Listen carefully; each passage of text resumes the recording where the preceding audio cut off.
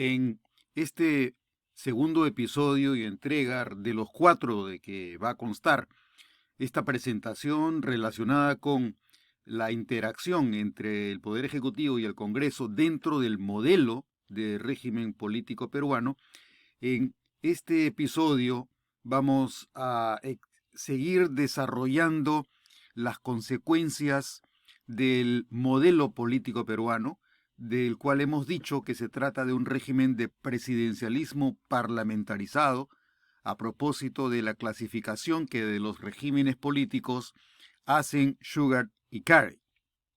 Habíamos mencionado en el episodio precedente que el nuestro es un régimen caracterizado por los niveles de escasa sobrevivencia que tiene el gabinete respecto de la sola decisión del presidente de la República, debido a que el Congreso, según lo señala el artículo 134 de la Constitución, puede censurar o negarle confianza a el gabinete y a los ministros por separado, y que cuando el Congreso censura o niega la confianza del gabinete en 2 oportunidades, el presidente de la República, sobre la base de la decisión del Parlamento, tiene la facultad de disolver el Congreso.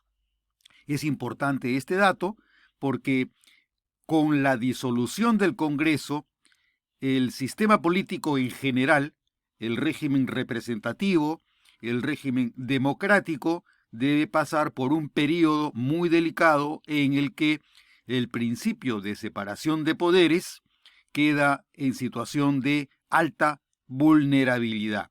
Entonces, la decisión de disolver el Congreso supone una exposición fuerte, grave, del régimen democrático, del régimen político y de la vida republicana en el país, que depende del uso correcto de la facultad que tiene el presidente de la República para disolver el Congreso. Habíamos hablado que en nuestro régimen político hay un equilibrio entre ambos poderes del Estado dentro del rango de separación que prevé nuestra Constitución.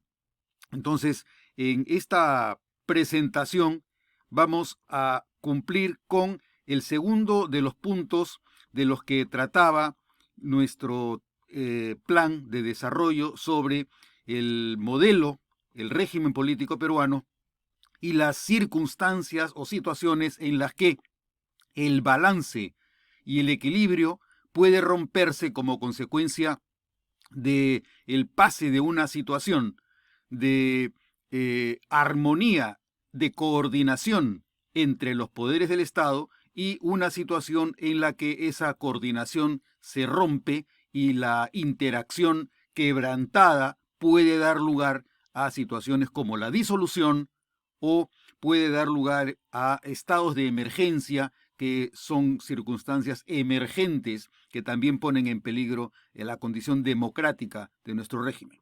Entonces, en este episodio, en esta entrega, en esta parte del desarrollo de este mismo tema, nos toca revisar ahora cuáles son las reglas de la ruptura en el caso de que se tome la decisión de censurar y de disolver el Congreso. Vamos entonces a ver cómo es que funciona el régimen político peruano cuando se da la circunstancia de que debido a la censura cabe que el presidente de la República disuelva el Congreso. En especial, este asunto tiene relevancia significativa para el Perú porque es la primera vez en la historia del Perú, en la historia constitucional y en la historia política del Perú, en la que se ha utilizado el argumento de la disolución constitucional del Congreso. Lo que tenemos que revisar es si ese uso que ha realizado el presidente de la República fue o no fue un uso correcto y constitucionalmente respaldado, o si se trata de un acto arbitrario o de un acto aleatorio que no tiene suficiente justificación dentro de los valores, principios y reglas de nuestro derecho constitucional.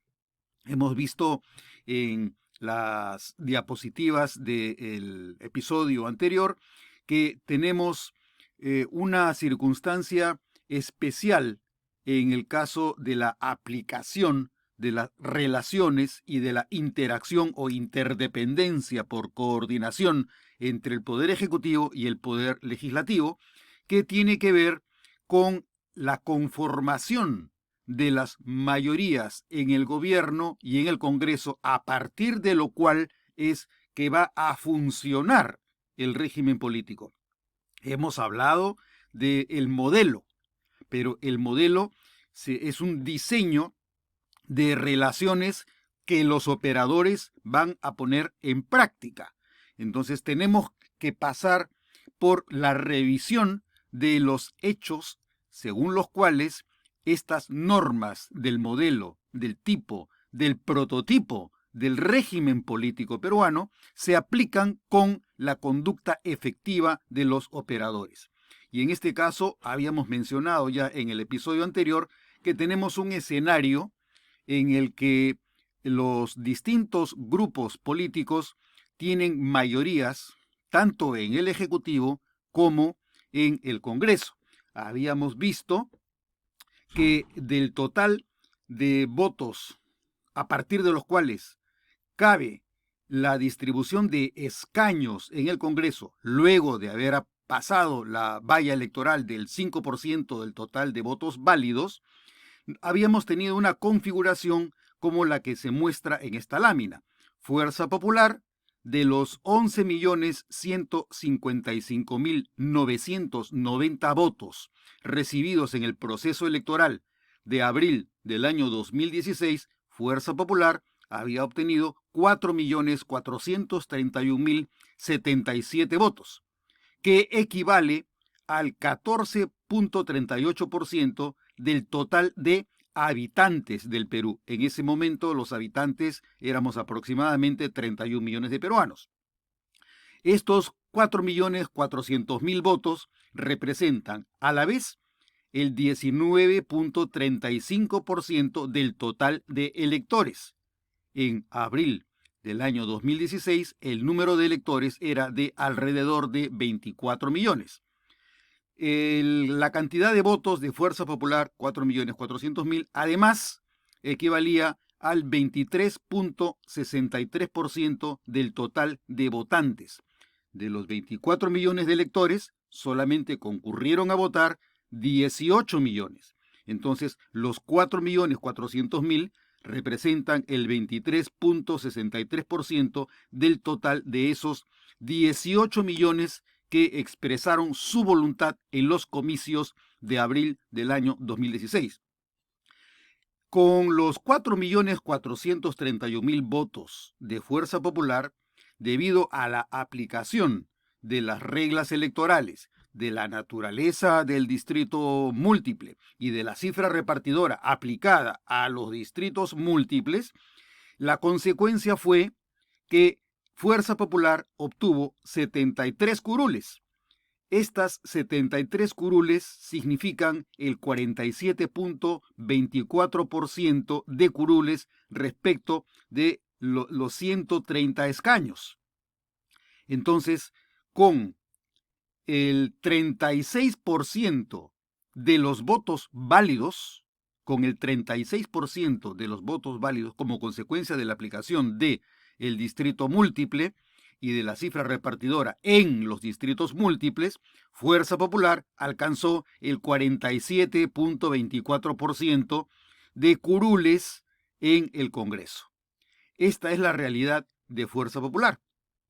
La realidad del partido de gobierno es que el partido del señor Pedro Pablo Kuczynski alcanzó 2.007.710 votos, que significaba, para ir abreviando, el 8.77% del total de electores, el 10.71% del total de votantes. Y luego de aplicar las reglas o fórmulas de nuestro sistema electoral, Peruanos por el Cambio alcanzó el 16.46% del total de los 11.155.990 votos. Con este 16% de votos válidos, PPK, Peruanos por el Cambio, alcanzó 18 curules que importan el 21% del total de escaños en el Congreso, de los 130. Este es el escenario que tenían que jugar la mayoría parlamentaria, una mayoría de 73 escaños respecto de 130, más del 50% en realidad, tenían que jugar este partido con Peruanos por el Cambio, en cuyo caso PPK solo tenía 18 curules. La diferencia abrumadora entre el número de escaños que tenía Fuerza Popular y el número de escaños que le correspondió a PPK supuso que la relación entre el Ejecutivo y el Congreso fuera especialmente tirante. Como consecuencia de esa relación bastante espinosa y aguda, se produjeron desde el mismo año 2016 hasta la ruptura del balance entre poderes en septiembre del año 2019, una sucesión de hechos que vamos a revisar. Recordemos que las elecciones fueron en abril de 2016, que la instalación del Congreso y el nuevo régimen político, el nuevo régimen de gobierno, empieza el 28 de julio del año 2016. Para el 15 de diciembre del año 2016 ya teníamos la primera confrontación fuerte entre el Congreso y el Poder Ejecutivo. Se censuró al ministro Saavedra Chantubí el día 15 de diciembre de 2016. Este fue el primero de los signos en los que el gobierno veía mermada su capacidad de dirección porque el Congreso había censurado al ministro de Educación. Primero de las señales. La segunda señal se produce con la interpelación al ministro Vizcarra. En ese entonces, el señor Vizcarra era ministro de Transportes. La interpelación tiene lugar el día 18 de mayo del año 2017. El señor Vizcarra no llega a ser censurado, pero renuncia el día 26 de mayo del año 2017. Segunda señal. Tercera señal. El Congreso invita al ministro Torne para que explique al Congreso las declaraciones que habría emitido en una reunión privada que sostuvo con el entonces Contralor, el señor Alarcón. Estas declaraciones, que fueron reproducidas públicamente, por supuesto sin el consentimiento del señor Torne, pero filtradas a la prensa, implicaban la responsabilidad del señor Torne aparentemente sobre cuestiones de contrataciones y afectación de la capacidad decisiva del Estado. El ministro Torne hizo cuestión de confianza sobre su permanencia en el gabinete y esta cuestión de confianza fue rechazada el día 21 de junio del año 2017. Primera derrota del gobierno, 15 de diciembre de 2016, censura al ministro Saavedra. Segunda derrota del gobierno, la negatoria, el rechazo de la cuestión de confianza del ministro Torne, el día 21 de junio del año 2017.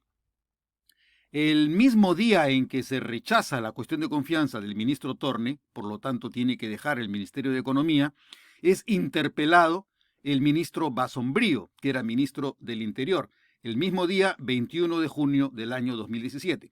Esa interpelación fue intrascendente, no terminó ni en censura ni en cuestión de confianza, por lo tanto, simplemente quedó como un incidente más en la confrontación de fuerzas entre el Ejecutivo y el Congreso.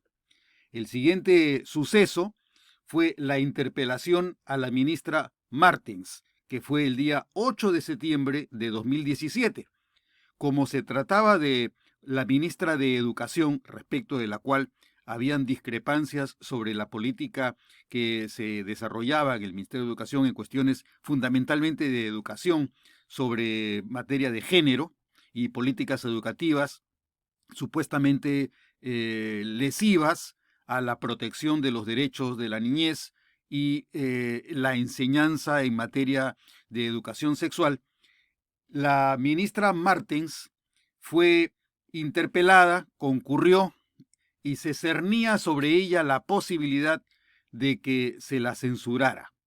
Ante la posible amenaza de una censura, el gobierno opta por pedir la concurrencia del gabinete en pleno, en ese entonces presidido por el señor Zavala. El gabinete en pleno concurre al Congreso el día 14 de septiembre del año 2017 y se presenta la cuestión de confianza por la permanencia de la ministra Martens. Ese mismo día se vota la cuestión de confianza, se rechazó la cuestión de confianza y por lo tanto, a partir del rechazo de la cuestión de confianza, el gabinete tenía la obligación constitucional de dimitir y el presidente de la República tenía la obligación constitucional de aceptar la dimisión de su gabinete. Entonces ya tenemos por lo menos 3 episodios fuertes. La censura al ministro Saavedra del 15 de diciembre del año 2016, el rechazo de la cuestión de confianza del ministro de Economía Torne el 21 de junio de 2017 y el mismo año 2017 cae el gabinete Zavala, con lo cual se configuraría el primero de los requisitos que señala la Constitución para disolver el Congreso si es que ocurría una segunda denegatoria de cuestión de confianza o un rechazo que se sumara a el primer rechazo de la cuestión de confianza. En el entretanto, en el Congreso, debido a los conflictos que se venían produciendo, en noviembre del año 2017 se presenta un proyecto de ley para modificar el artículo 86 del reglamento del Congreso, con el cual se indicaba cuáles eran los requisitos para la conformación del gabinete una vez que el gabinete fuera censurado y una vez que el gabinete o que el gabinete hubiera recibido una denegatoria de la cuestión de confianza. Además, ese mismo proyecto preveía condiciones en las que se señalaba qué cosa podía ser una cuestión de confianza y qué no podía ser una cuestión de confianza. Por ejemplo, en ese proyecto de reglamento se señalaba que no cabía presentar una cuestión de confianza en relación con iniciativas legislativas ni con los procesos de control político que tuviera a cargo el Congreso. Estas dos materias quedaban excluidas como posibilidad de presentar una cuestión de confianza. Sobre este proyecto de ley, luego vendrá un debate más o menos súbito en marzo del año 2018, pocos días antes de que presentara su renuncia el presidente Kuczynski debido a conflictos que se habían producido en el ámbito de la corrupción.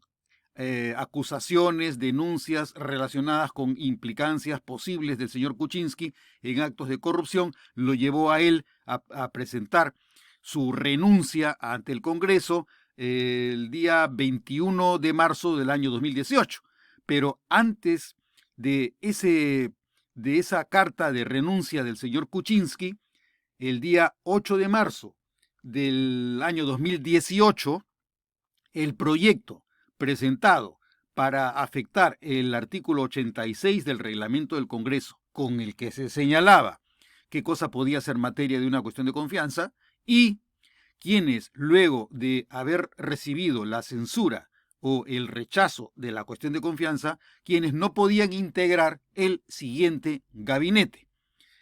Este proyecto se dispensa de comisión, es decir, no hubo dictamen, no se llegó a emitir un dictamen sobre el proyecto, se dispensa de comisión y el Pleno lo aprueba.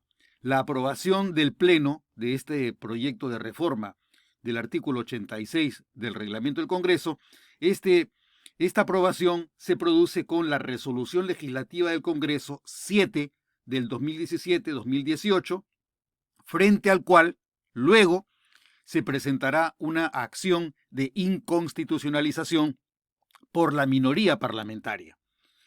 El Tribunal Constitucional dispondrá ya el 6 de noviembre del año 2018, o sea, prácticamente un año después de la presentación del proyecto y aproximadamente 9 meses después de su aprobación, el tribunal dispondrá que la modificación que había realizado el Congreso sobre las condiciones para tramitar la renuncia, la censura, la cuestión de confianza, quedaban inconstitucionalizadas y por lo tanto no existía más, a partir del 6 de noviembre del 2018, no existían más los impedimentos que se fijaban en esta modificación del artículo 86 del reglamento del Congreso y por lo tanto la prohibición de que no se presentaran cuestiones de confianza sobre procesos legislativos o sobre procesos de control político ya no surtía efecto en nuestro sistema político. Esa modificación rigió en el Perú entre el 8 de marzo de 2018 y el 6 de noviembre del 2018. En ese periodo no era posible, por mandato del reglamento del Congreso, la presentación de cuestiones de confianza sobre procesos legislativos ni sobre procesos de control político. Este dato es importante para tener en cuenta cómo existía esta disposición del Congreso de limitar de alguna forma las capacidades que tenía el gobierno sobre las materias en razón de las cuales podía presentarse una cuestión de confianza. Como señalé hace unos momentos, el día 21 de marzo, el presidente Kuczynski presenta su renuncia, el Congreso la aprueba y a partir de la renuncia del señor Kuczynski, que fue aceptada mediante resolución legislativa del Congreso número 8, 2017-2018, asume la presidencia de la República el señor Martín Vizcarra el día 23 de marzo de 2018. Se inaugura entonces una nueva etapa en la historia de las relaciones entre el Congreso y el Poder Ejecutivo con la asunción de la presidencia de la República del señor Vizcarra. Pero el conflicto que se tenía que producir entre la abrumadora mayoría parlamentaria en el Congreso y la minoría que ostentaba el partido de gobierno del señor Pedro Pablo Kuczynski, Peruanos por el Cambio, continuó en una espiral que no amenguaba ni se mitigaba con el curso del tiempo. A raíz de los antecedentes conocidos por el señor Vizcarra, comienzan a producirse rupturas al interior de los diferentes grupos parlamentarios, en particular el grupo de Fuerza Popular sufrió un revés muy serio en diciembre del año 2017, cuando se produce el indulto a el señor Alberto Fujimori y cuando a la vez, luego de la acusación que se le hizo al señor Kuczynski, esta acusación no tuvo éxito también en diciembre del año 2017 debido a que un grupo de Fuerza Popular se separó del grupo mayoritario conformando un nuevo grupo que era liderado por el señor Kenji Fujimori. Entonces, ya habiéndose mellado algo la mayoría parlamentaria de Fuerza Popular y con los antecedentes de conflictos que se habían producido entre los propios miembros del Congreso con el gobierno y con las divisiones internas al interior del grupo parlamentario de PPK, se produce una mayor fragmentación partidaria al interior del Congreso, un mayor debilitamiento de las posiciones corporativas del Congreso en relación con el Poder Ejecutivo, pero no merma la disposición de control o de exigencia de responsabilidades frente al gobierno. Por eso es que en vista de la escalada de los conflictos entre ambos poderes, el nuevo gabinete, el gabinete que designa el señor Vizcarra para reemplazar a la señora Mercedes Arauz, el señor Villanueva asume la presidencia del Consejo de Ministros en los primeros días del mes de abril del año 2018 y para septiembre del mismo año 2018 el gabinete Villanueva presenta una cuestión de confianza. La cuestión de confianza se refería a la aprobación de 4 proyectos de ley. Los 4 proyectos de ley que presentaba como cuestión de confianza el gabinete Villanueva eran sobre el retorno a la bicameralidad, la eliminación de la reelegibilidad de los congresistas, la creación de la Junta Nacional de Justicia en vez del Consejo Nacional de la Magistratura y una ley sobre el financiamiento de los partidos políticos. Recordemos que el 8 de marzo del año 2018, el Congreso había aprobado la reforma del artículo 86 del reglamento y que este artículo 86 regía desde el 8 de marzo del 2018 hasta la declaración de su inconstitucionalidad por el Tribunal Constitucional el 6 de noviembre del año 2018. La cuestión de confianza presentada por el gabinete Villanueva se refería a la aprobación de proyectos de ley, una de las causales que, de acuerdo al artículo 86 del reglamento del Congreso, no estaba permitida como una materia susceptible de ser objeto de una cuestión de confianza. No obstante, esta dificultad de carácter reglamentario no se hizo mella de la materia sobre la cual presentaba la cuestión de confianza el gabinete Villanueva, por lo tanto debe verse también como el intento del gobierno de arrinconar o de encajonar al Congreso respecto de una medida en la que las normas del Congreso, hasta que no se declararan inconstitucionales, impedía que el gobierno presentara una cuestión de confianza. El Congreso no hizo cuestión de Estado sobre esa materia, se allanó a la cuestión de confianza presentada por el gabinete Villanueva, luego de lo cual aprueba la cuestión de confianza solicitada y como consecuencia de la aprobación de los 4 proyectos de reforma constitucional que habían sido objeto de la cuestión de confianza del gabinete Villanueva, las 4 normas son sometidas a referéndum para su validación. El sometimiento de las normas a referéndum tiene lugar el día 9 de diciembre de 2018. Luego de realizada la consulta, el pueblo aprueba 3 de las iniciativas. Se aprueba la no reelegibilidad de los miembros del Congreso, se aprueban las normas relativas a la Junta Nacional de Justicia, que es el organismo encargado de la designación de los más altos magistrados en el Poder Judicial, y se aprueba la norma relativa al financiamiento de los partidos políticos. Se rechaza la norma relativa a la bicameralidad porque el presidente de la República, el señor Vizcarra, había hecho campaña en contra de esa modificación introducida por el Congreso, que era contraria al sentido de la bicameralidad propuesta por el gobierno.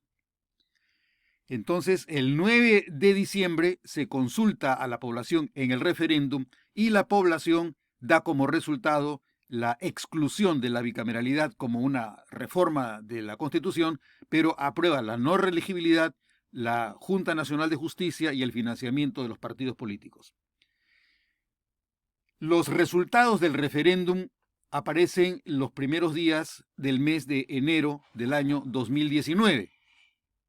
Posteriormente, el mismo año 2019, el gabinete que reemplaza al gabinete Villanueva es el gabinete del señor Salvador del Solar, quien concurre al Congreso el día 4 de junio de 2019 para presentar otra cuestión de confianza, cuando ya no estaba vigente la reforma del reglamento del Congreso sobre su artículo 86, debido a la inconstitucionalización que había ordenado la sentencia 6 del año 2018 del Tribunal Constitucional.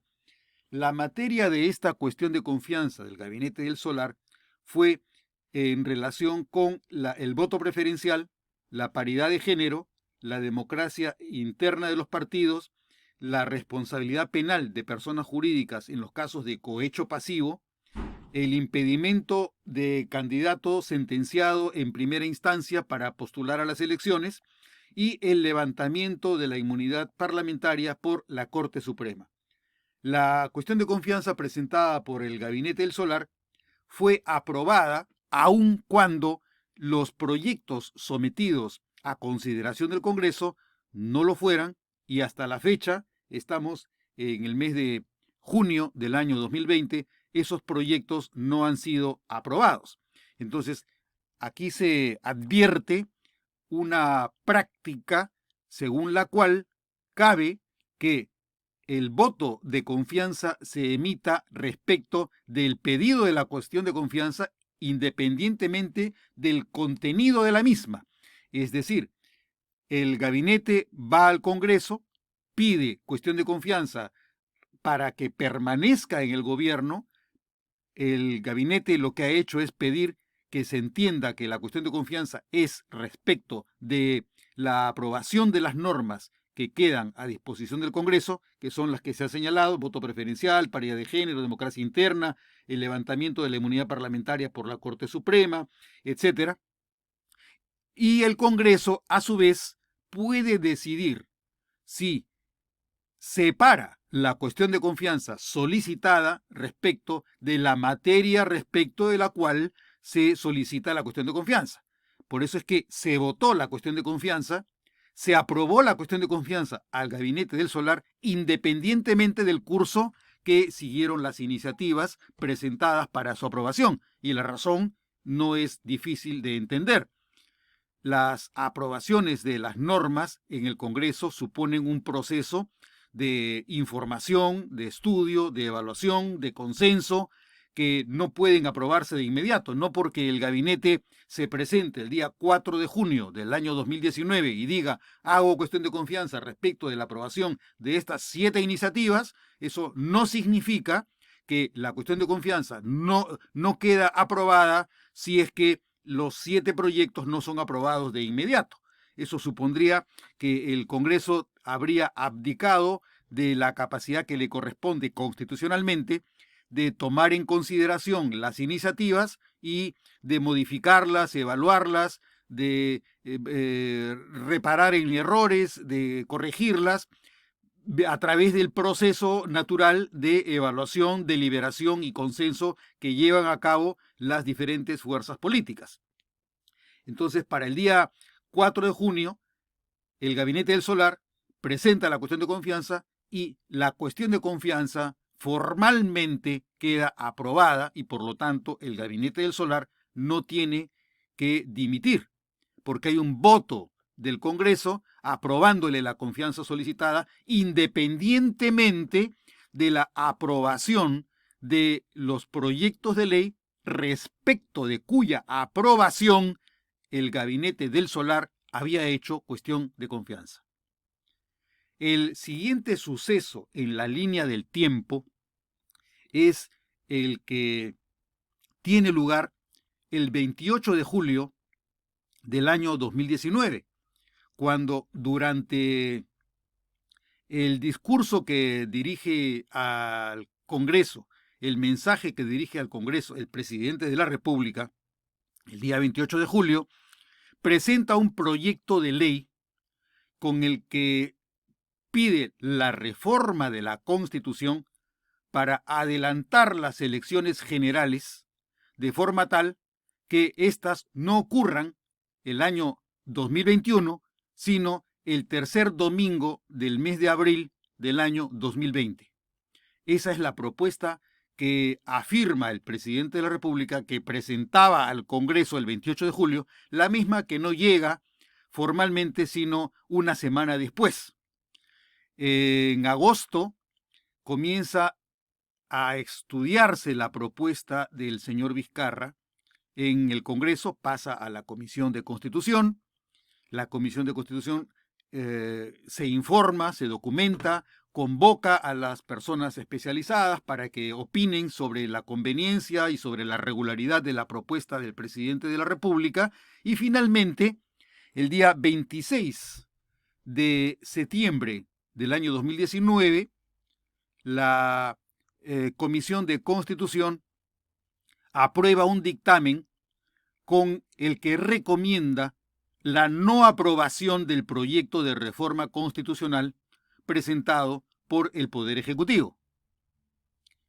El día 27 de septiembre, el día inmediato posterior a la aprobación del dictamen con el que se recomienda la no aprobación de la reforma constitucional para el adelanto de elecciones, el presidente del Consejo de Ministros pide concurrir al Congreso para presentar una cuestión de confianza adicional.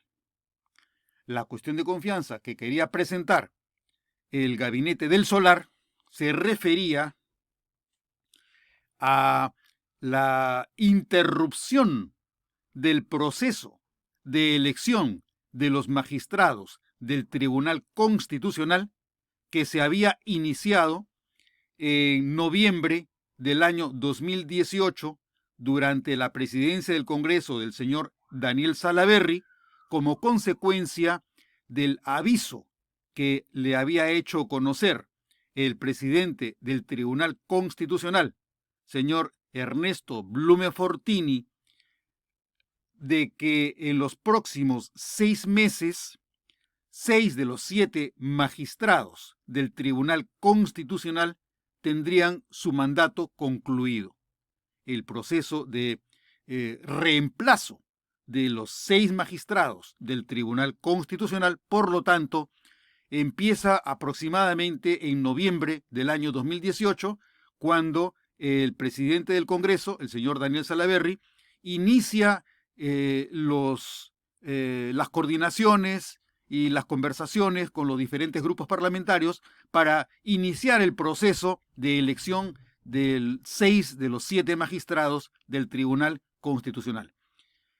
El proceso no concluye de manera inmediata, se abre, no se sostiene, y posteriormente lo retoma el nuevo presidente del Congreso, el señor Pedro Olaechea.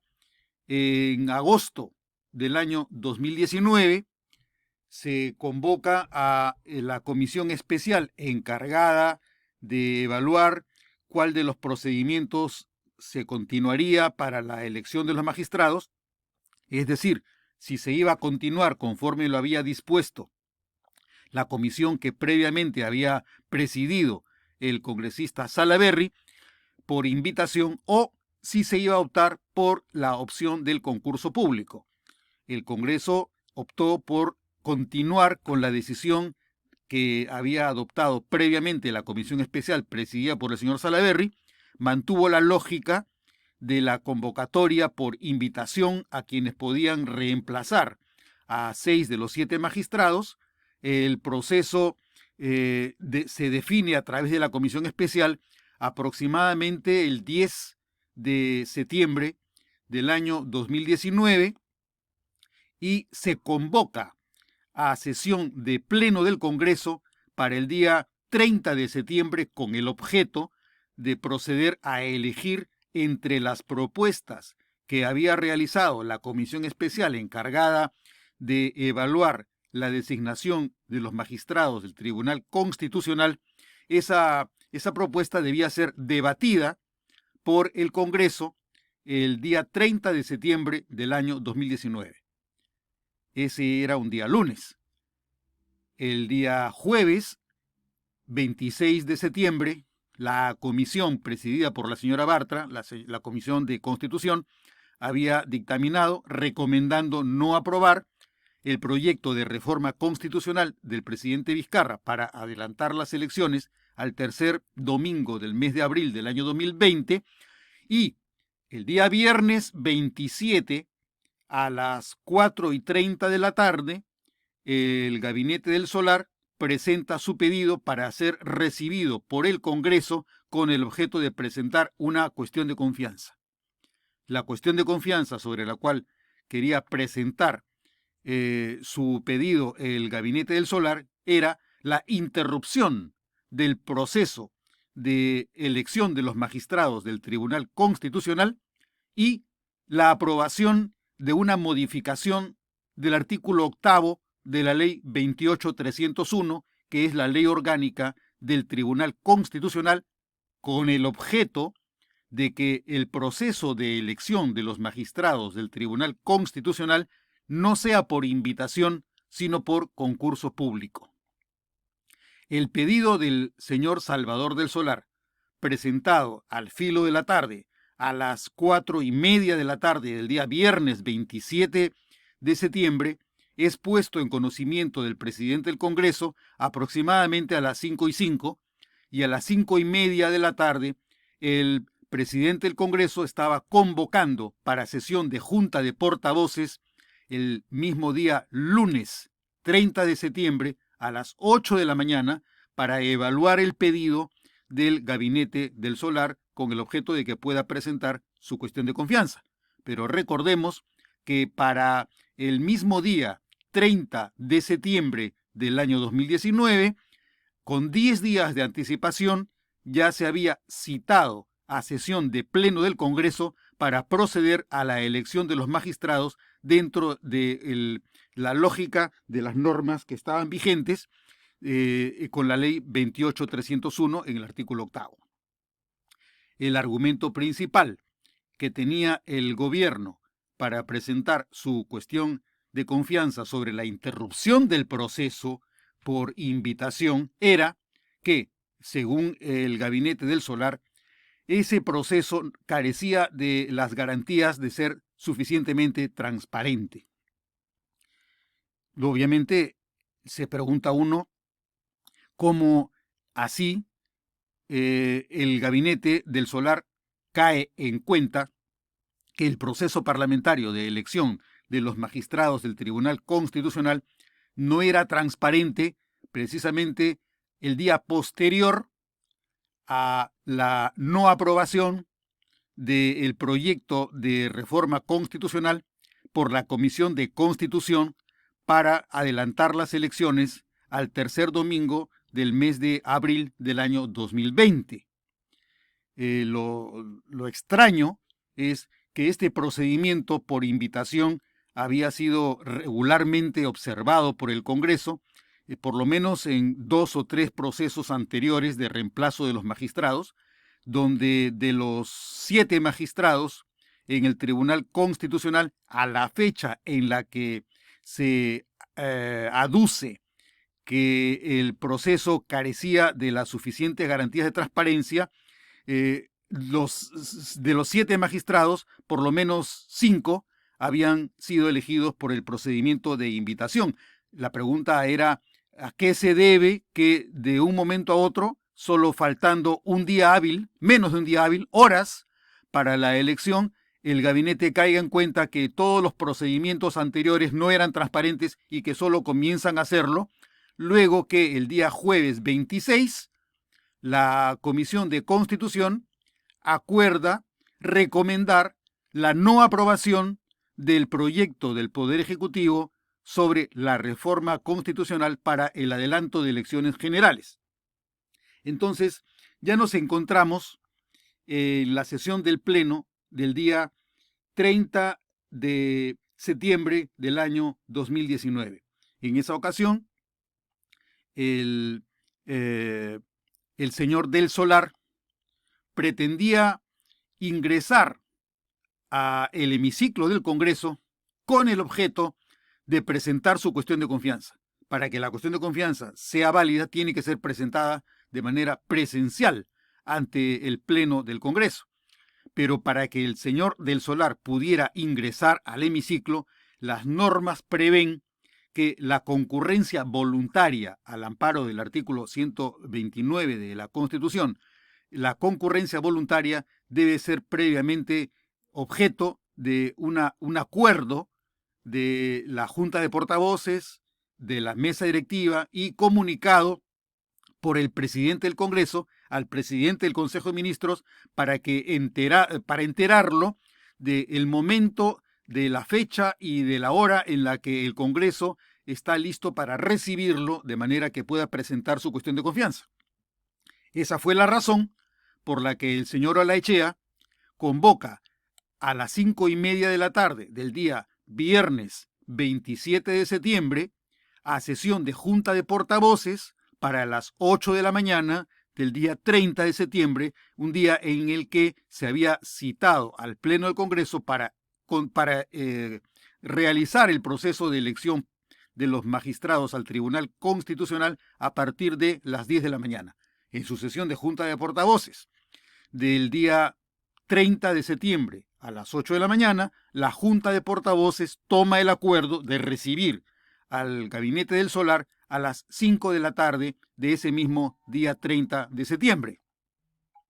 Entonces, nos encontramos en una situación en la que el Gabinete del Solar tenía que proceder a esperar hasta las 5 de la tarde para poder presentar su cuestión de confianza.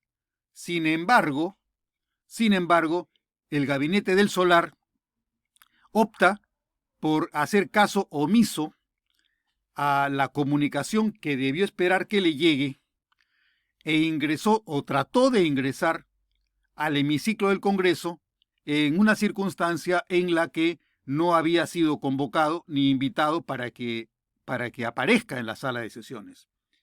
Luego de algunos intentos de utilizar la fuerza para ingresar, consigue hacerlo.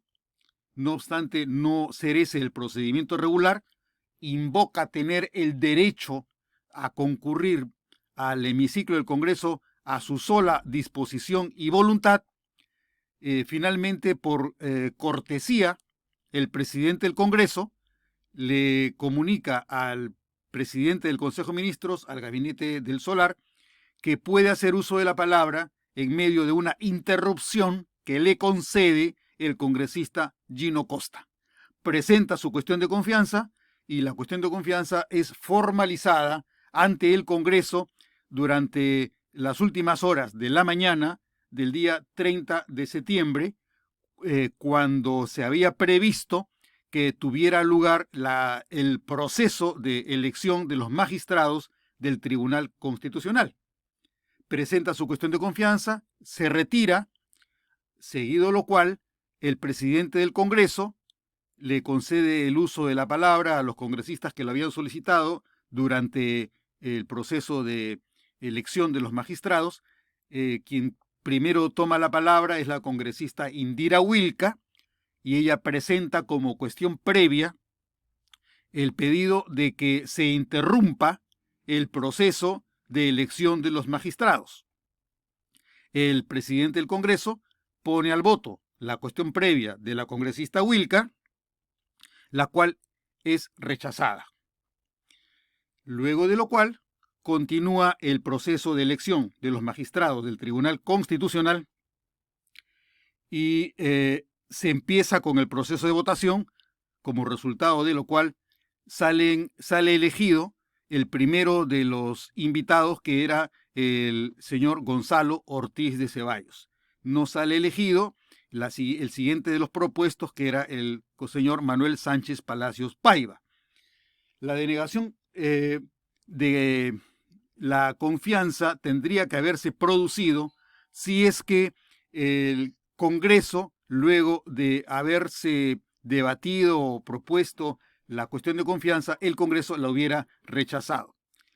Aproximadamente a las 4:30 de la tarde, 4:40 de la tarde, el presidente de la República, en vista del rechazo de la cuestión previa presentada por la congresista Indira Wilka, y mientras que en el Congreso estaba precisamente en debate la votación de confianza al gabinete del Solar, el presidente de la República dirige un mensaje televisivo a la población en el que comunica que debido al rechazo de la cuestión previa presentada por la congresista Indira Wilka, él calificaba el rechazo de la cuestión previa como un acto de denegación fáctica de la cuestión de confianza presentada por el gabinete del Solar, que señalaba que el proceso de elección de los magistrados del Tribunal Constitucional era un proceso no transparente y por lo tanto que era suficiente la denegación de confianza, la denegación de la cuestión previa de la señora Indira Wilka para calificar ese acto como un acto de denegación de confianza o de rechazo de confianza del gabinete del Solar. Entonces, el presidente de la República califica el rechazo de la cuestión previa de la señora Indira Wilka como un acto de denegación fáctica de la cuestión de confianza y por lo tanto, a partir de la calificación que realiza el presidente de la República, se produciría la crisis total del gabinete. A partir de la calificación que hace el presidente de la República, el gabinete del Solar en pleno presenta su renuncia al gabinete. La renuncia se realiza porque entendían que la calificación que había hecho el presidente de la República bastaba para configurar un supuesto de rechazo de la cuestión de confianza. A partir de la calificación que realiza, no el Congreso, sino el presidente de la República, se entiende que ha quedado rechazada la cuestión de confianza, aun cuando, mientras el presidente de la República se encontraba dando el mensaje público a la televisión señalando que se había producido la denegatoria fáctica de la cuestión de confianza, aun cuando el Congreso se encontraba votando y aprobando la cuestión de confianza solicitada por el gabinete del Solar. Entonces, esta es la explicación de cuál ha sido el proceso que lleva a la dimisión, a la renuncia del gabinete del Solar, que para el presidente de la República es consecuencia de la denegación de confianza, del rechazo de confianza solicitado por el gabinete del Solar. Un rechazo de la cuestión de confianza que ha sido construido a partir de la referencia a que se trataba del rechazo a la cuestión previa presentada por la señora Indira Wilka. Entonces, ahora tenemos que revisar cómo es que se cumple o no se cumple con la regla constitucional que señala que para que el presidente de la República pueda utilizar la facultad de disolver constitucionalmente el Congreso, se requiere que el Congreso haya o censurado 2 veces o haya rechazado 2 veces la cuestión de confianza de 2 gabinetes, o alternativamente que haya censurado a un gabinete y haya rechazado la cuestión de confianza de un gabinete. La regla es que hayan 2 o censuras o rechazos de cuestión de confianza a 2 gabinetes en pleno. El hecho concreto es que se había rechazado la primera cuestión de confianza que presentó el gabinete Zavala el día 14 de septiembre del año 2017. Nos hacemos la pregunta entonces, ¿hubo rechazo constitucional de la cuestión de confianza contra el gabinete del Solar el día 30 de septiembre del año 2019? Revisemos cómo es el proceso para la tramitación de una consulta de una cuestión de confianza. En primer lugar, para que se formule la cuestión de confianza es necesario que quien concurra al Congreso sea el gabinete. Tiene que ser una concurrencia presencial y su concurrencia debe ser una concurrencia legítima, legal, reglamentaria, constitucional. Es decir, que se presente porque se ha cumplido con el requisito de haber sido convocado o de haber pedido concurrir y ser recibido, y esta comunicación le haya sido cursada. En el caso de la segunda cuestión de confianza presentada por el Gabinete del Solar, el Gabinete del Solar nunca recibió la conformidad, la convocatoria ni la invitación del Congreso para recibirlo el día lunes 30 de septiembre de 2019 a las 5 de la tarde, sino que pretendió atropellar los procedimientos invocando, a su entender, la Constitución, que señalaba que la concurrencia voluntaria suponía el derecho del ministro a ir al Pleno en el momento que le parezca, independientemente de que haya sido convocado o no. Este tipo de argumento podría tener algún sustento o validez si el ministro fuera, además, congresista, pero tratándose de un ministro que en su condición de ministro quiere concurrir al hemiciclo del Congreso, este tipo de interpretación es defectuosa, por decirlo menos, porque la presencia de cualquier persona en el hemiciclo del Congreso solo es válida si es que está previamente autorizada. Es esa la razón por la que se impidió el ingreso del Gabinete del Solar al Pleno del Congreso, debido a que la disposición emanada del órgano competente, que era la Junta de Portavoces o el presidente del Congreso, era que se lo iba a recibir ese mismo día, pero a las 5 de la tarde, y no sin invitación ni convocatoria previa. Entonces, el primer requisito para el proceso de consulta de una cuestión de confianza es que quien lo haga sea el titular del gabinete, en nombre de todo el gabinete, y que lo haga en una sesión para la cual él haya sido explícitamente convocado. Si no se cumple esta formalidad, es dudoso que esta concurrencia reúna los requisitos elementales para ser considerada como una presentación constitucional de la cuestión de confianza. Pasando ese requisito por alto, que es valioso, es importante, pero que no se cumplió, lo siguiente es que la cuestión de confianza solo la pueden presentar los miembros del gabinete. Son improcedentes las cuestiones de confianza presentadas por congresistas. El siguiente paso es que se presente una sesión del Pleno del Congreso. No se puede presentar una cuestión de confianza en una comisión ordinaria. Luego, a partir de la presentación, dado que la hace el presidente del Consejo de Ministros, se entiende que esta presentación responsabiliza de manera solidaria a todos los miembros del gabinete. Con la presentación de la cuestión de confianza en nombre de todo el gabinete, el Congreso debe debatir en la misma sesión en que se presenta la cuestión de confianza o en la siguiente. Y esta cuestión de confianza se aprueba o se rechaza por mayoría simple.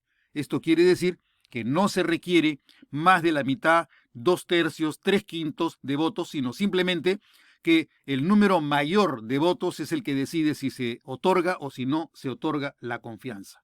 Ese es el procedimiento elemental en el caso de la presentación de una cuestión de confianza. ¿Cuál fue el argumento del gobierno para señalar si es que la cuestión de confianza que, digamos, hipotéticamente presentó el Gabinete del Solar fue o no fue aprobada o rechazada? El argumento del gobierno es que el rechazo de la cuestión previa de la congresista Indira Wilca para interrumpir el proceso de elección de los magistrados del Tribunal Constitucional es una denegación fáctica de la cuestión de confianza presentada por el ministro del Solar. Esto quiere decir que como la cuestión de confianza es aprobada, que como la cuestión previa de la señora Wilca es rechazada, por lo tanto, la cuestión de confianza también ha sido rechazada. Lo que ocurrió como consecuencia del rechazo de la cuestión previa implica, se colige de la cuestión de confianza. Si se rechaza la cuestión previa, por lo tanto, se rechaza también la cuestión de confianza. Ese es el argumento del gobierno. ¿Cuáles son los argumentos de la mayoría parlamentaria? Según la mayoría parlamentaria, el gobierno no tiene competencia para interrumpir el proceso constitucional de elección de los magistrados. Se trataba de un proceso en el cual el único órgano competente para definir a quienes elegía, de acuerdo a la ley vigente, que era el artículo 8 de la ley 28.301, es el Pleno del Congreso. Por lo tanto, siendo una competencia constitucionalmente reservada, existe el dominio reservado del Congreso respecto de ese proceso constitucional. En consecuencia, el acto de elección de los magistrados del Tribunal Constitucional es una competencia reservada del Congreso que no admite ningún tipo de interferencia por otro órgano del Estado. Ese es un primer argumento. El segundo argumento crítico del Congreso es que el Congreso, lejos del supuesto de la denegación fáctica que invoca el presidente de la República, el Congreso sí sometió a votación el pedido de cuestión de confianza del Gabinete del Solar y en el proceso de consulta, el Congreso aprueba la cuestión de confianza por 50 votos a favor, 31 votos en contra y 14 abstenciones. Este acto se realiza a las 5:38 de la tarde. El presidente de la República termina su mensaje a la nación con el que comunica la disolución del Congreso por el rechazo de la cuestión de confianza a las 5:41 de la tarde. Es decir, al momento en que el presidente concluye su mensaje televisivo, el Congreso ya había aprobado la cuestión de confianza. Luego de ese mensaje televisivo, el presidente de la República trata de formalizar su decisión mediante el reemplazo del Gabinete del Solar por la designación del señor Ceballos Salinas como nuevo presidente del Consejo de Ministros, y su gabinete quedará conformado días después.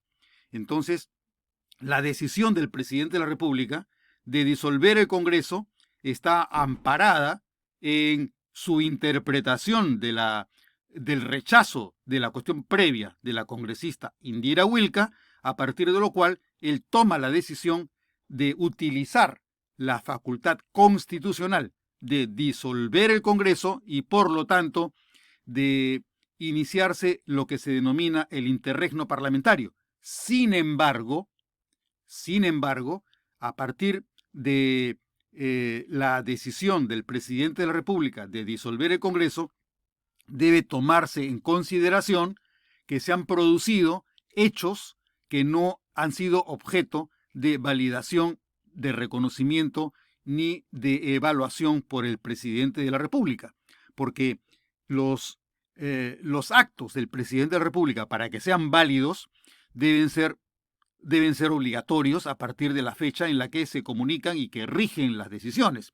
La decisión de disolver se realiza aproximadamente a las 5:40, 5:41 de la tarde del día 30 de septiembre, no obstante que a las 5:38 ya había sido aprobada la cuestión de confianza. El presidente de la República dispone que el Diario Oficial del Peruano publique su decisión de disolver el Congreso, y esta decisión empezaría a regir recién el día martes 31 de septiembre o el día 1 de octubre para todo el país.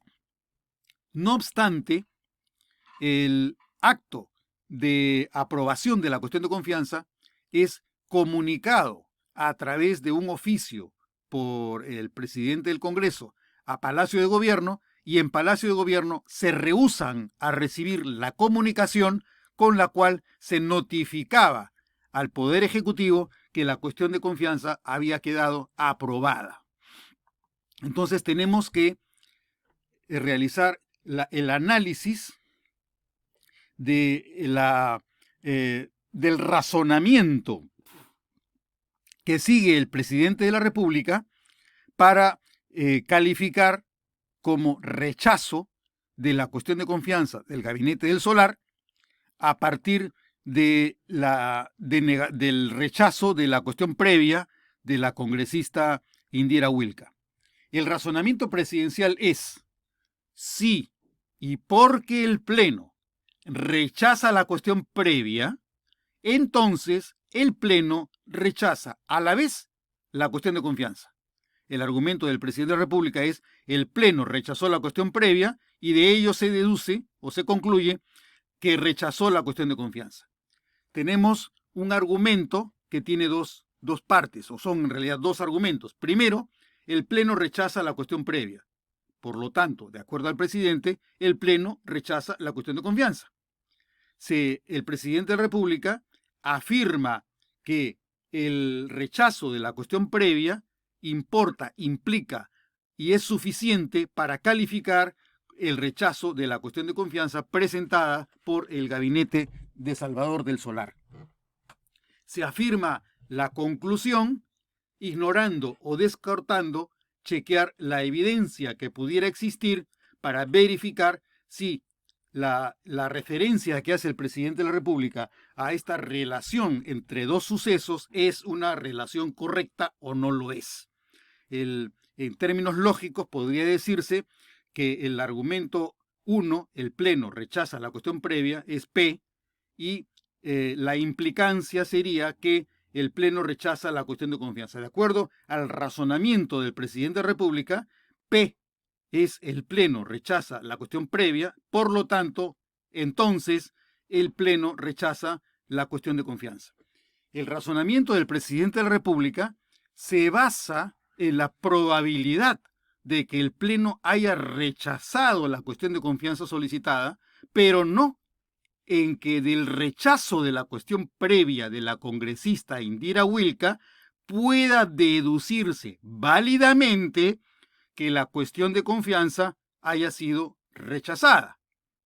El presidente de la República no puede garantizar la validez de su afirmación sobre la sola base de la probabilidad de la ocurrencia en la que él cree y que él afirma. Su conclusión no es cierta, solo es probable, y la probabilidad es objeto de que pueda demostrarse lo contrario a lo que el presidente de la República cree o afirma como probable.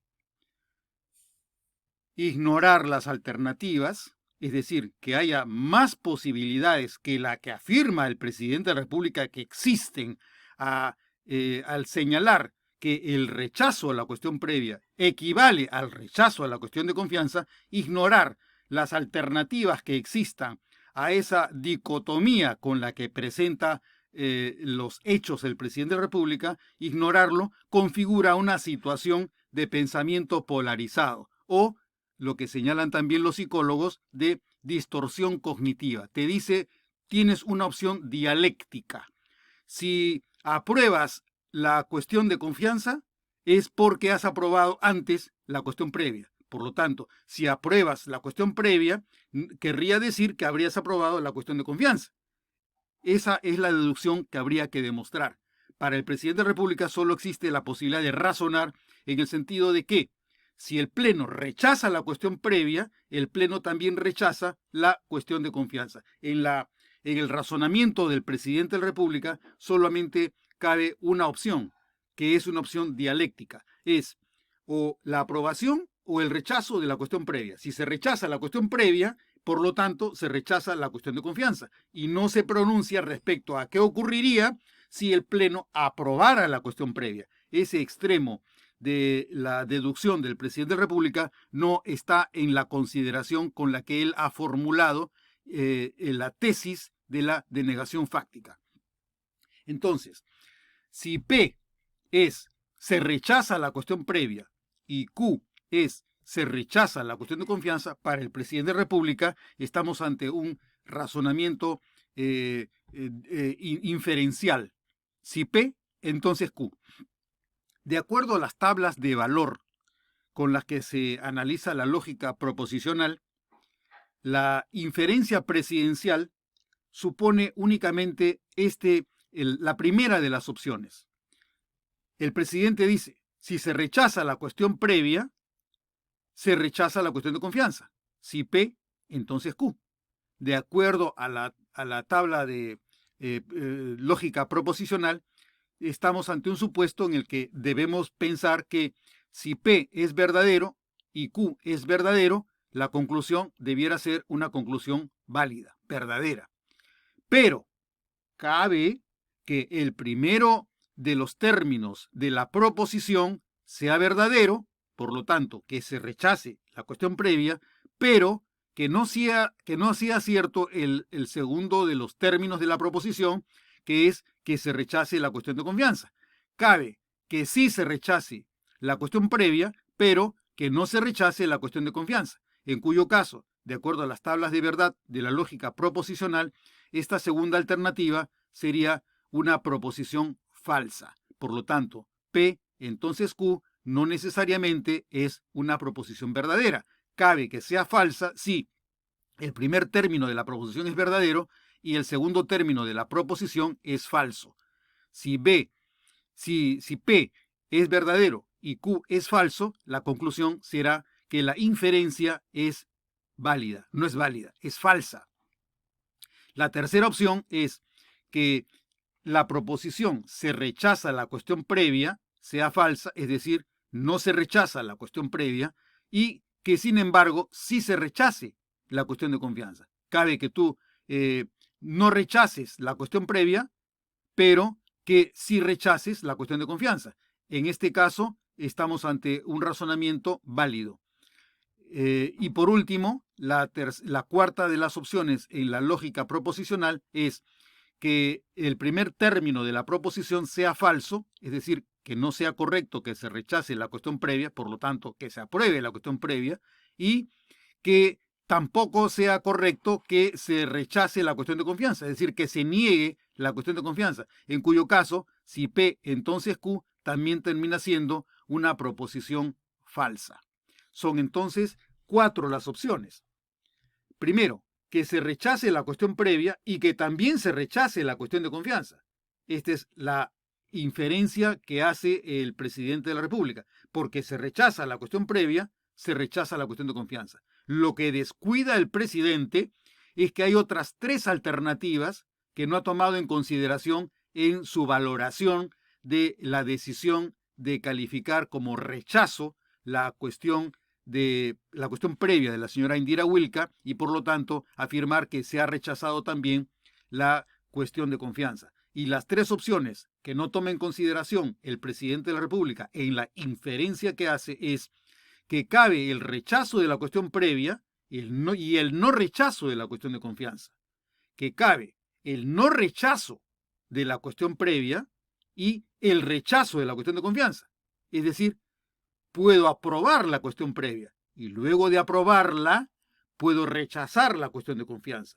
Esta tercera opción tampoco la considera el presidente de la República, no le interesa, no es parte de la lógica que él necesita utilizar para utilizar la facultad de disolver el Congreso. Y por último, también cabe que no se rechace la cuestión previa y que tampoco se rechace la cuestión de confianza. Este es un razonamiento que sería falso de acuerdo a la lógica proposicional. El razonamiento del presidente de la República solo se pone en una de las 4 hipótesis. No reconoce por lo menos 3 alternativas que ignora en el razonamiento. Primero, que cabe que se rechace la cuestión previa y que luego de rechazarla, no obstante el rechazo, no se rechace la cuestión de confianza. Esta sería una inferencia inválida para el presidente de la República. El presidente de la República realiza una inferencia inválida. ¿Por qué? Porque la realidad demuestra que habiéndose rechazado la cuestión previa, también se aprobó la cuestión de confianza. La inferencia del presidente es una inferencia inválida porque existe evidencia en la realidad de que habiéndose rechazado la cuestión previa, también se aprueba la cuestión de confianza. Y para ello la demostración es la voluntad del Pleno y el número de votos con los que el Pleno aprueba la cuestión de confianza, no obstante que previamente, en la mañana del mismo día 30 de septiembre de 2019, se hubiera rechazado la cuestión previa de la señora Indira Wilca.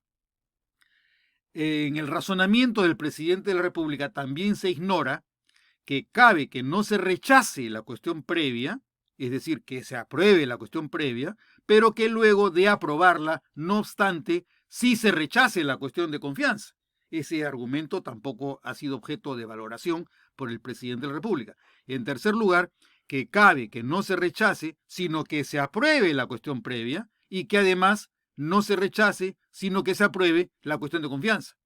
Todas esas alternativas era necesario tomarlas en consideración para determinar que la inferencia que hace el presidente de la República no era suficientemente demostrable y por lo tanto que existe un ejercicio discrecional de la potestad del presidente de la República para sustituirse al Pleno y calificar la voluntad del Pleno con una decisión que es ajena a la del titular de la confianza que debe ser otorgada o rechazada. Por lo tanto, ignorar la evidencia que tiene el presidente de la República y a la que se negó a recibir en Palacio de Gobierno, deja la opinión presidencial como una simple y mera creencia sin fundamento en los hechos. La suya es una afirmación basada en una inferencia inválida y sin suficiente sustento empírico.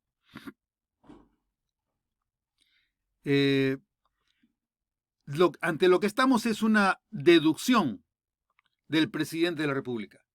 A partir de una inferencia, es decir, a partir de un razonamiento inductivo incompleto, el presidente deduce.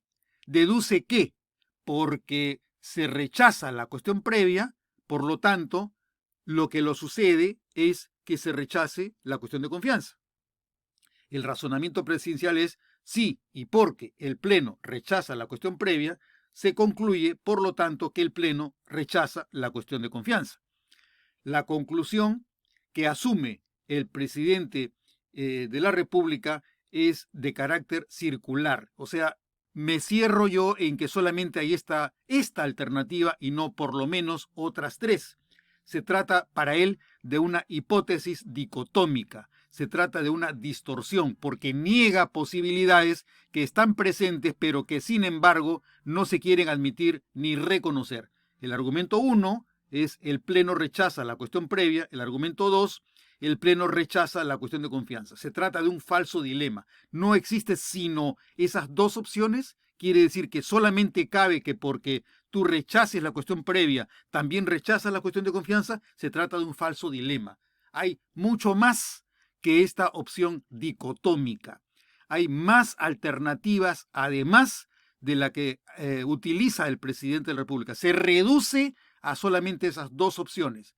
Hemos visto que hay mucho más que esas dos opciones, por lo menos hay otras tres que no han sido objeto de consideración en una inferencia, en una inducción que hace el presidente de la República, la cual puede ser demostrable en sentido negativo.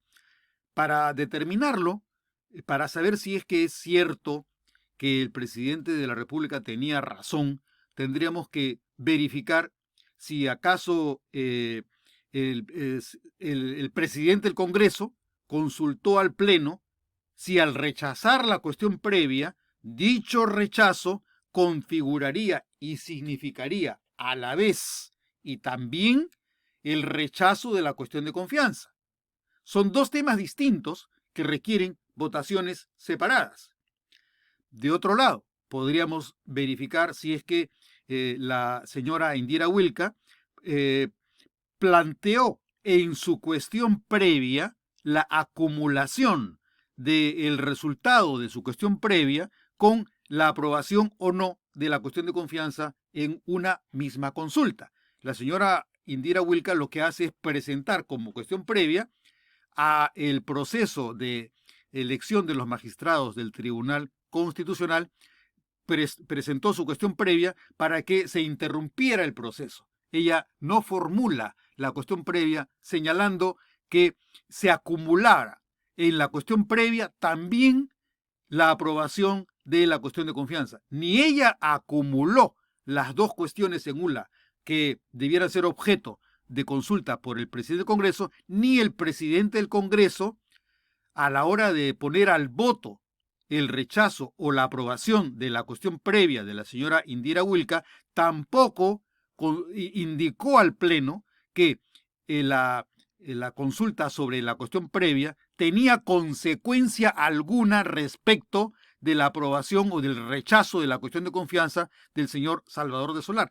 Esta conclusión, esta asociación, esta acumulación mental que realiza el presidente de la República no ha sido objeto de consideración por el Pleno cuando el Pleno votó por la cuestión previa de la señora Indira Wilca y cuando posteriormente vota a favor de la cuestión de confianza. La pregunta entonces es, ¿existe alguna evidencia de que el Pleno decidió rechazar la cuestión de confianza a la vez que rechazaba la cuestión previa de la señora Indira Wilca? Esto nos lleva a pensar de qué presupuestos tendrían en consideración en el gobierno para afirmar que el rechazo de la cuestión previa equivalía a la cuestión de confianza. La pregunta es, ¿no se descartó toda otra alternativa bajo el supuesto de que quien rechazaba la cuestión previa era precisamente el enemigo político que era necesario eliminar del escenario político? Esto no es lo que habría detrás del razonamiento del presidente de la República para eliminar cualquier otro tipo de alternativa que no le resultara conveniente para deshacerse del enemigo y por lo tanto para poder invocar constitucionalmente la facultad de disolver, descuidando las irregularidades en el proceso de formación de su razonamiento. Estamos ante un tipo de falacia, post hoc, ergo propter hoc, porque ocurre después de, entonces lo que ocurre después de es causado por lo que ocurrió antes. Esta es una falacia de naturaleza lógica. El presidente del Consejo de Ministros plantea una cuestión de confianza para interrumpir el proceso de elección de los magistrados del Tribunal Constitucional y para modificar el artículo 8 de la Ley 28.301, Ley Orgánica del Tribunal Constitucional. El rechazo de la cuestión previa de interrupción del proceso de elección de los magistrados del Tribunal Constitucional de acuerdo al presidente de la República, equivale al rechazo de la cuestión de confianza de interrupción presentada en el sentido de que se interrumpa la elección y que se proceda a la modificación del artículo 8 de la Ley 28.301.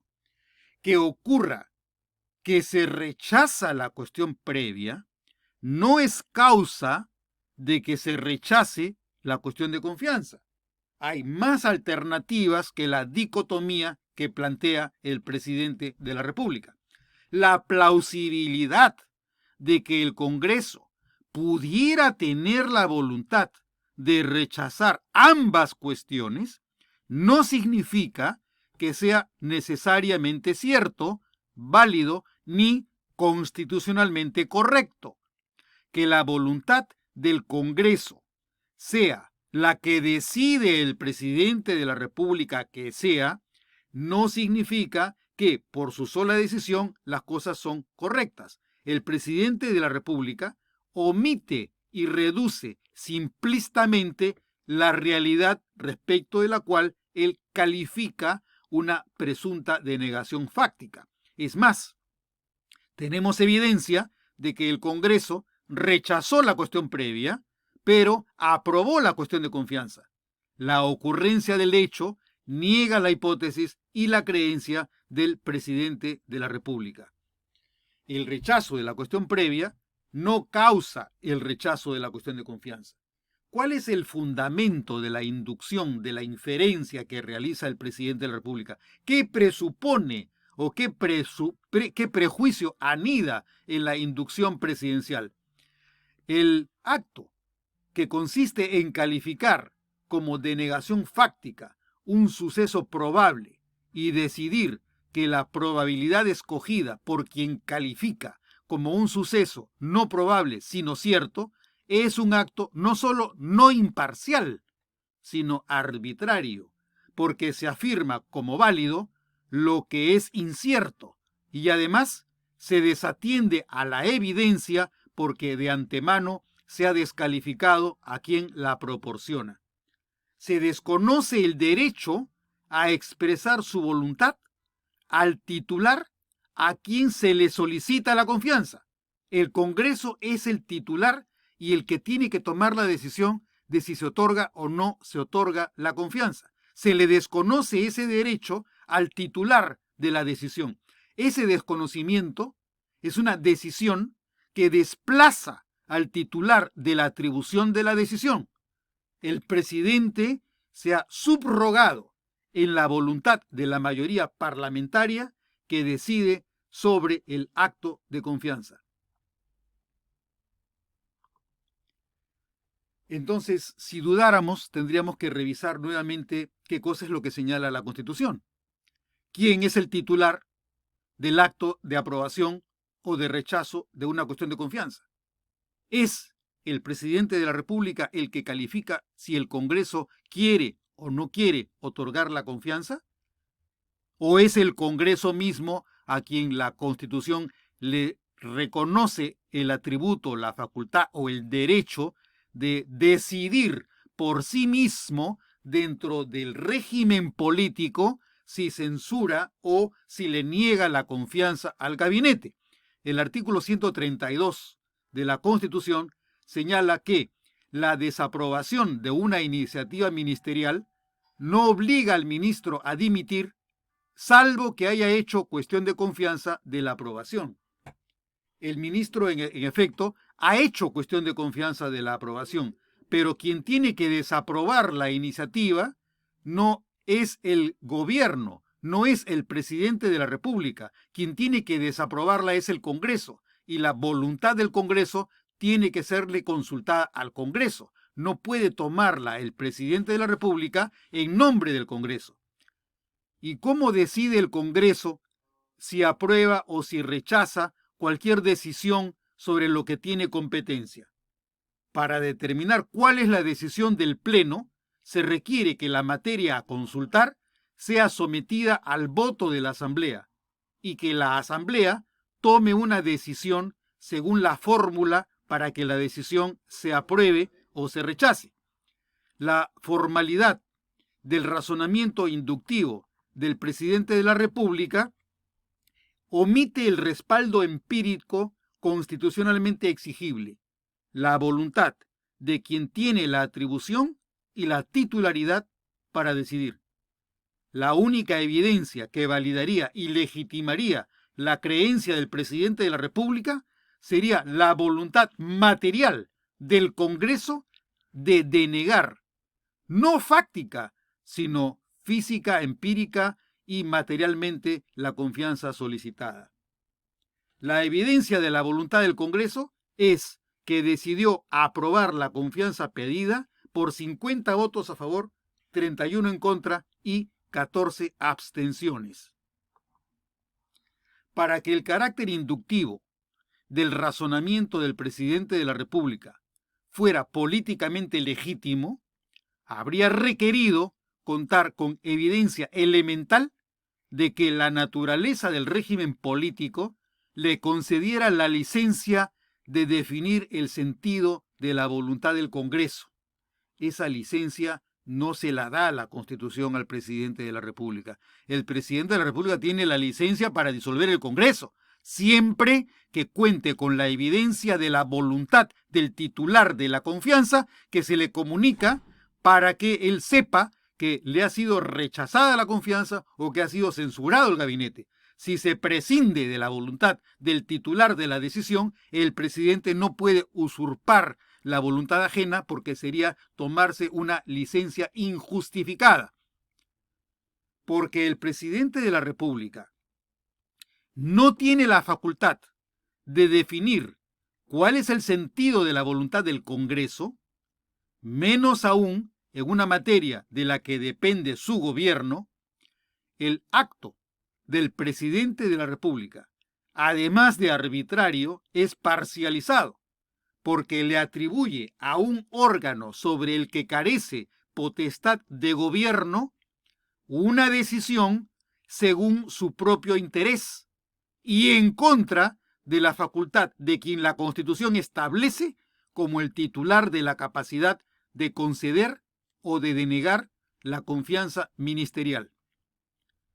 Que se haya rechazado la cuestión previa es un acto insuficientemente representativo y carente de capacidad decisoria ni vinculante respecto de la voluntad de la Asamblea sobre la cuestión de confianza. La sola observación del hecho del rechazo de la cuestión previa no justifica la decisión de calificar como denegación de la cuestión de confianza en contra de la voluntad y de la decisión de quien la Constitución reconoce como titular de la decisión en el régimen político. La decisión del presidente de la República de disolver el Congreso no solo no es neutral, sino sesgada, a partir de su posición como parte interesada en producir, a través del lenguaje, la denegatoria para poder disolver el Congreso. El presidente de la República se subrogó y usurpó la facultad de decisión del Congreso. Se sustituyó en el titular, se sustituyó en quien tenía los votos. No quiso saber cuál fue la información que tenía que suministrarle el presidente del Congreso respecto a la aprobación de la cuestión de confianza. No le convenía. Como no le convenía, prohibió que se recibiera en Palacio de Gobierno los oficios con los que se le comunicaba cuál era la voluntad del titular del acto de confianza. ¿Cuáles son los argumentos adicionales que existen respecto a la irregularidad de la disolución del Congreso a la luz de estas inferencias impropias que realiza el presidente de la República? En primer lugar, como ya le hemos mencionado, la concurrencia del ministro se debe coordinar y no se define unilateralmente.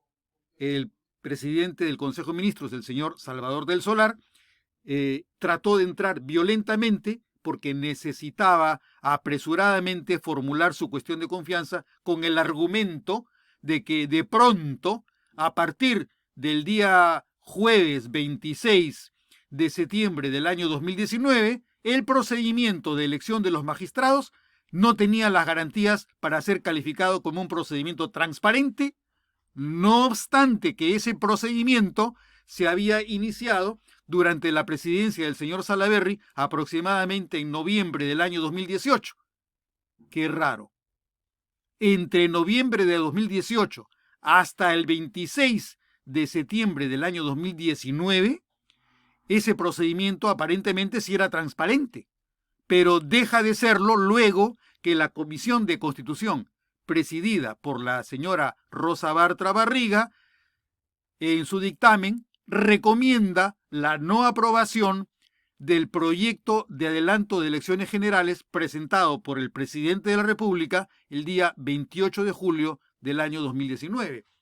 Ese dato no puede dejar de ser considerado para interpretar el acto de la usurpación de las competencias que le corresponden al presidente del Congreso y la necesidad que tenía de imponerse de manera teatral el presidente del Consejo de Ministros ante un Congreso que fue sorprendido por la sorpresiva y dramática irrupción violenta del señor Salvador del Solar en el hemiciclo del Congreso. En segundo lugar, el gobierno no es titular ni decide el contenido de la agenda de las sesiones. Démonos cuenta que la sesión del día 30 de septiembre de 2019 para la elección de los magistrados del Tribunal Constitucional, esa agenda se decide con 10 días de anticipación. El titular de la agenda de las sesiones es la Junta de Portavoces o el Consejo Directivo. Y por acuerdo de la Junta de Portavoces, en cumplimiento de lo que señala el reglamento del Congreso y el artículo 8 de la Ley 28.301, debía citarse a la sesión para el día 30 de septiembre del año 2019. Esa agenda solo podía ser modificada o por decisión del Pleno o por decisión de la Junta de Portavoces, pero no podía imponerse como consecuencia de una cuestión de confianza presentada por el presidente del Consejo de Ministros en una sesión a la que él no había sido citado, invitado ni convocado. En tercer lugar, el gobierno no puede hacer cuestión de confianza sobre un acto exclusivo del Congreso. La elección de los magistrados del Tribunal Constitucional, el acto de elegir, es un acto que es propio y reservado y excluyente del Congreso. No puede el gobierno interponerse en la voluntad del titular de este acto, señalando cuál debe ser el procedimiento que tiene que adoptar. De acuerdo a las normas, es el Congreso el que decide si utiliza el procedimiento de la invitación o el procedimiento del concurso público. El titular es el que decidió que se utilizara el procedimiento de la invitación, y ese procedimiento se inició en noviembre del año 2018 y se mantuvo en agosto del año 2019. Se continuó el proceso. El titular de la decisión sobre el proceso que se va a utilizar, el titular es el Congreso, no es el gobierno. El gobierno tampoco puede hacer cuestión de confianza sobre un acto que es propio y del dominio del Congreso. En cuarto lugar, el gobierno no está legitimado para interrumpir un proceso reservado al Congreso, que es diferente al acto mismo de la elección. El gobierno no puede alterar el proceso y señalar este proceso es transparente o no es transparente, no es parte dentro del proceso. Si le parecía que no era transparente, lo que habría correspondido habría sido que se presentara el mismo proyecto de modificación del artículo 8 de la Ley 28.301 con mucha mayor anticipación, de forma tal que pueda ser utilizada la modificación eventual de ese artículo 8 antes de que se iniciara el proceso, pero no alterar el proceso que se observa según la norma vigente. Si era o no transparente, el gabinete del Solar tuvo bastante tiempo antes del día viernes 27 de septiembre del 2019 para calificar ese proceso como poco transparente y para pedir que se interrumpiera el desarrollo del proceso por carecer de las garantías suficientes de transparencia, pero no esperar horas antes de la elección para en ese momento calificar como poco transparente el proceso por invitación, luego que curiosamente y casualmente el proyecto del presidente de la República de adelanto de elecciones generales hubiera recibido el dictamen recomendando la no aprobación de la reforma constitucional presentada por el presidente Vizcarra.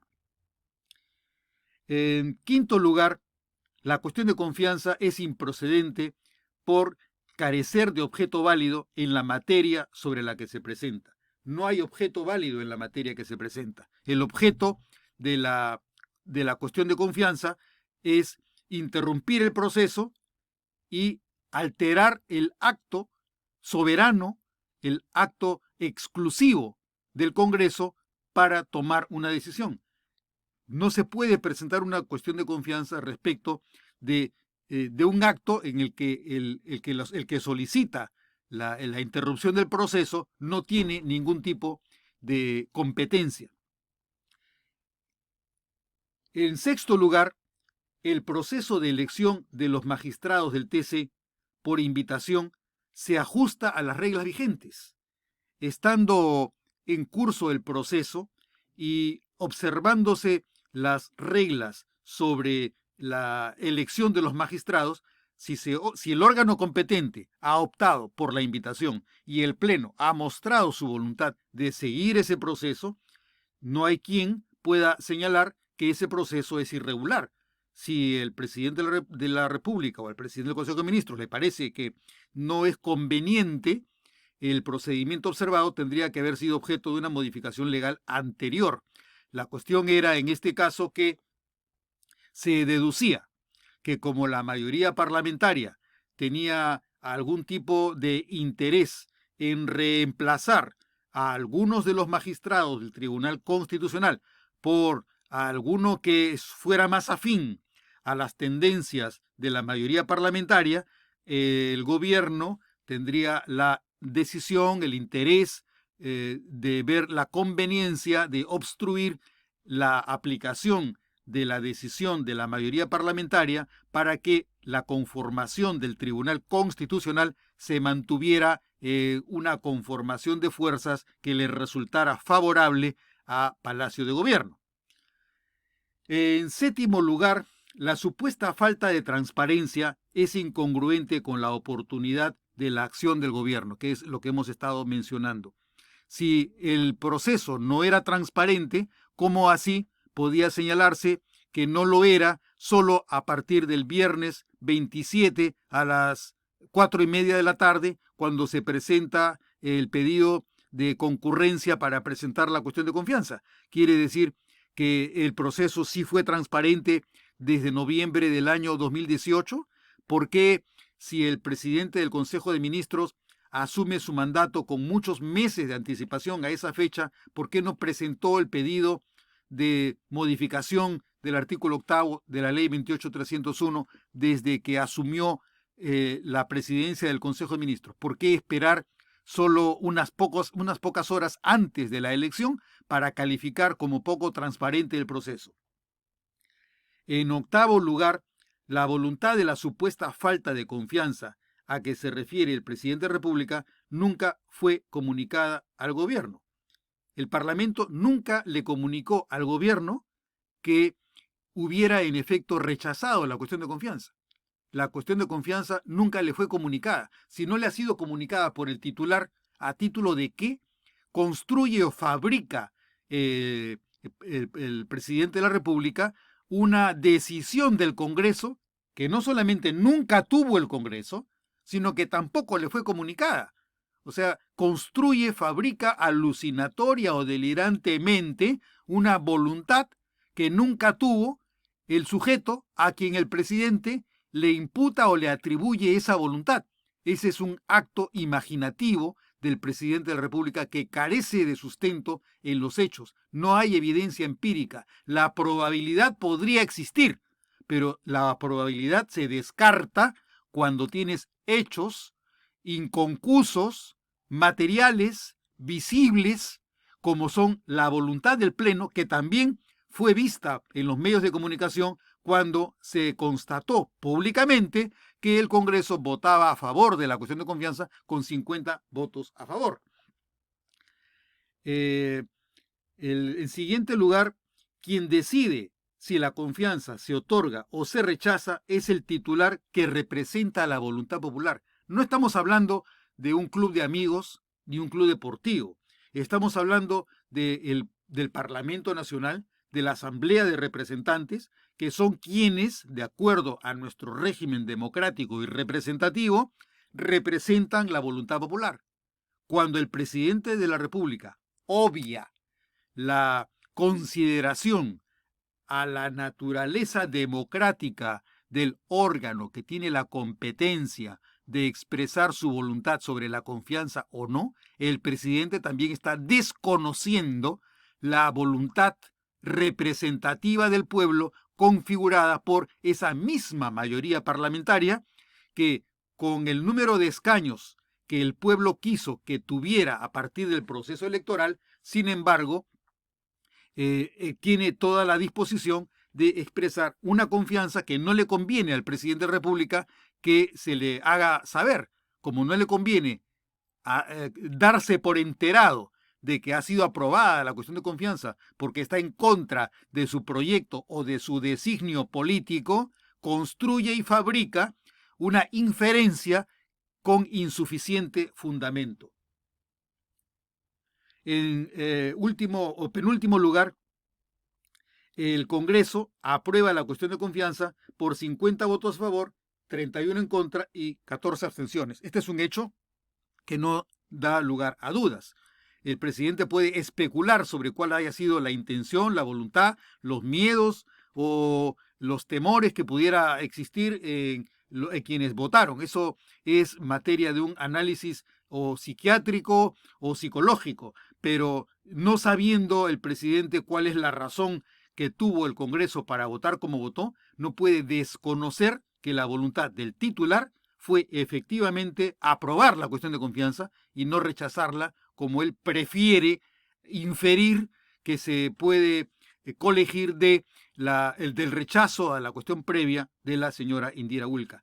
Y en último lugar, podemos señalar que la calificación de la denegatoria que realiza el presidente de la República se realiza mientras el Congreso estaba acordando la aprobación. O sea, ahí radica un punto de ilegitimidad adicional en el presidente de la República, donde puede advertirse no pocos visos de mala fe, porque no obstante que el Congreso se encontraba en el proceso de debate y de votación de la cuestión de confianza, y de ser ese un hecho públicamente conocido, tan públicamente conocido como lo fue el planteamiento de la cuestión previa por la señora Indira Wilca, y como lo fue el propio proceso de televisión del debate sobre la cuestión de confianza, que estaba debatiendo y aprobando el Pleno. Entonces, ¿cómo explicarse que, siendo información pública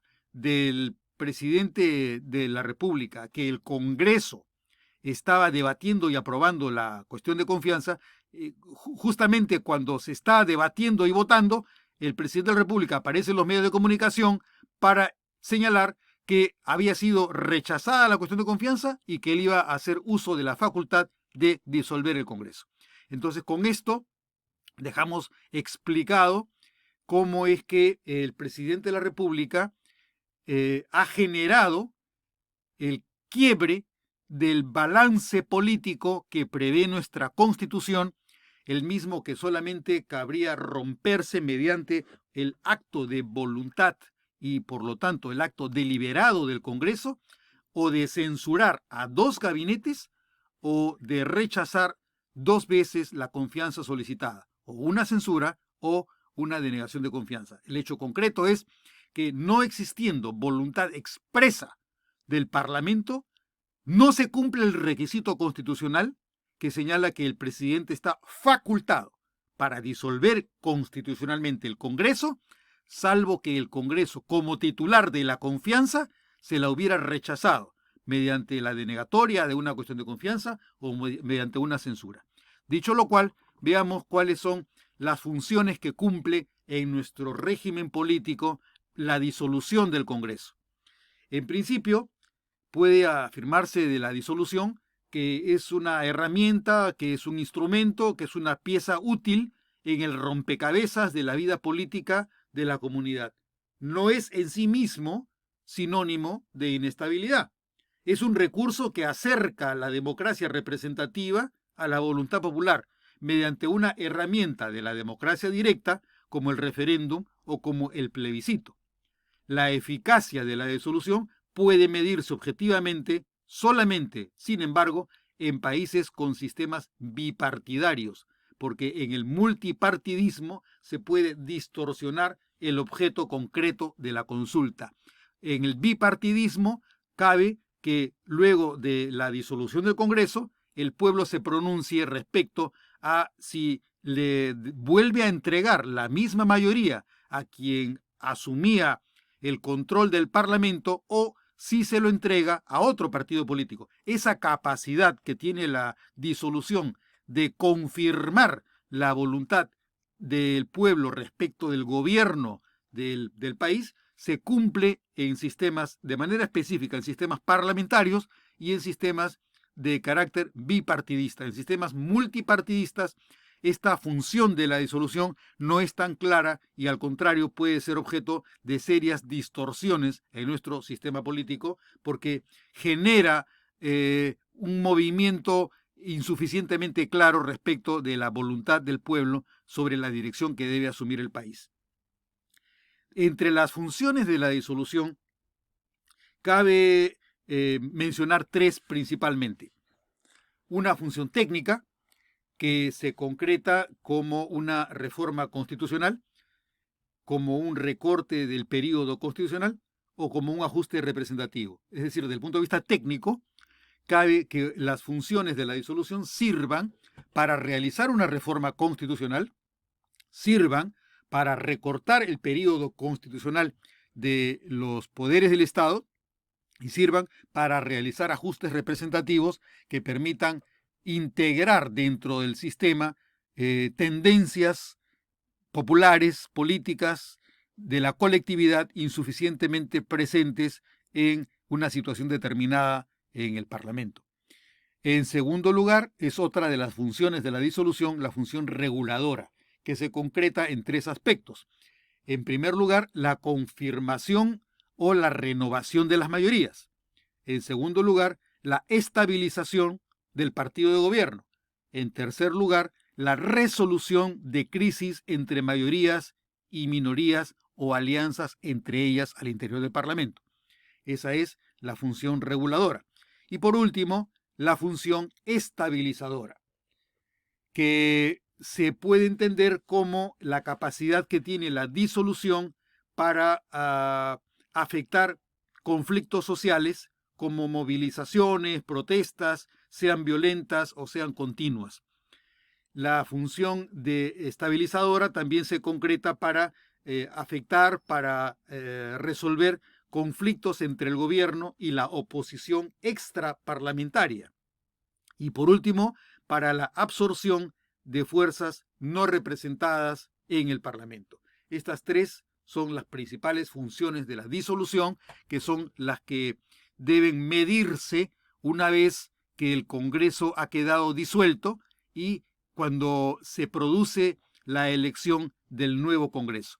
Con estas observaciones damos por concluida la presentación de este episodio en la serie que estamos realizando sobre la interacción entre los poderes del Estado, el Ejecutivo y el Congreso, y cuáles son las reglas con las que se debe proceder para quebrar el balance que nuestra Constitución prevé en nuestro régimen político y por lo tanto cuáles son las reglas que de incumplirse van a afectar el equilibrio entre poderes y las mayores posibilidades y riesgos en materia de usurpación del poder o de concentración del mismo. Continuamos en un siguiente episodio. Gracias.